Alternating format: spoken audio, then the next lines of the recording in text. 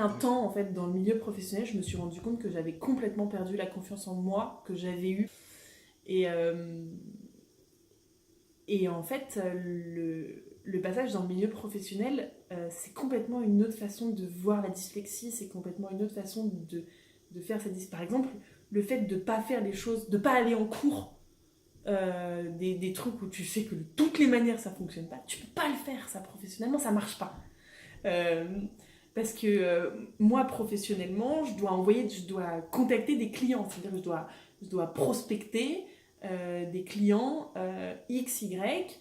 Donc, je dois leur envoyer des mails, les appeler, rentrer en contact avec eux. Alors, dans mon milieu, on rentre en contact avec les professionnels pratiquement et uniquement par mail. Il y a très très peu de coups de fil qui se font et très peu de rencontres de face à face. Ou en tout cas, s'il y a des rencontres en face à face, c'est après énormément d'échanges de mails.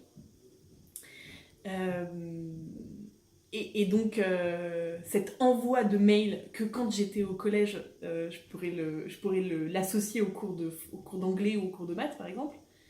Euh, Cet envoi de mail, aujourd'hui, il est indissociable de mon travail. C'est-à-dire que je ne peux pas ne pas passer à côté. Je ne peux pas ne pas le faire. Parce que si je ne fais pas ça, j'ai pas ce que j'aime faire, en fait. Et, euh, et donc, je suis obligée de le faire. Sauf qu'aujourd'hui, envoyer un mail, c'est pas juste. Parce que j'ai des amis qui me disent, mais Camille, c'est simple d'envoyer un mail, tu prends ta. En plus, alors, c'est ça qui est excellent, c'est que le listing des adresses mail, j'ai réussi à les trouver, mais comme ça. Alors vraiment, ça a été super facile. Aller à un salon, choper 140 cartes de visite, mais ça se fait, mais comme ça, en une journée, tout ça. Je retrouve avec une pile de cartes de visite comme ça. Tout s'est super bien passé, etc.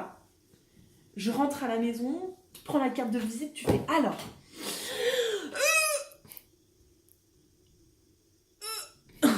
Et il n'y a rien qui sort.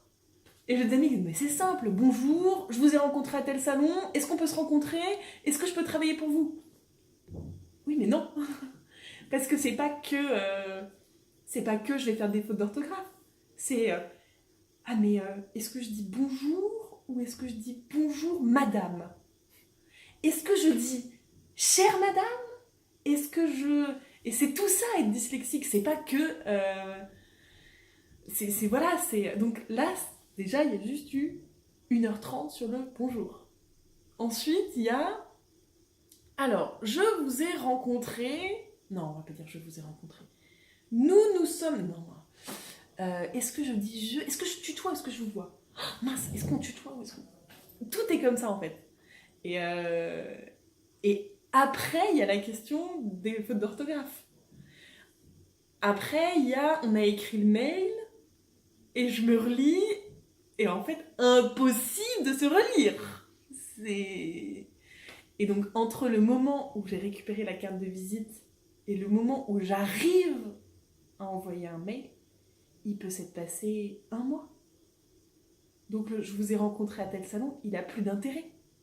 Donc, on est obligé de réécrire le mail parce que je vous ai rencontré il y a une semaine ne fonctionne plus. Et donc, on repart et on repère un mois à se poser la même question, en fait. Et après, une fois qu'on a réussi à appuyer sur envoyer, et ben il y a les réponses. Le genre, faites corriger vos fautes et on rediscutera plus tard.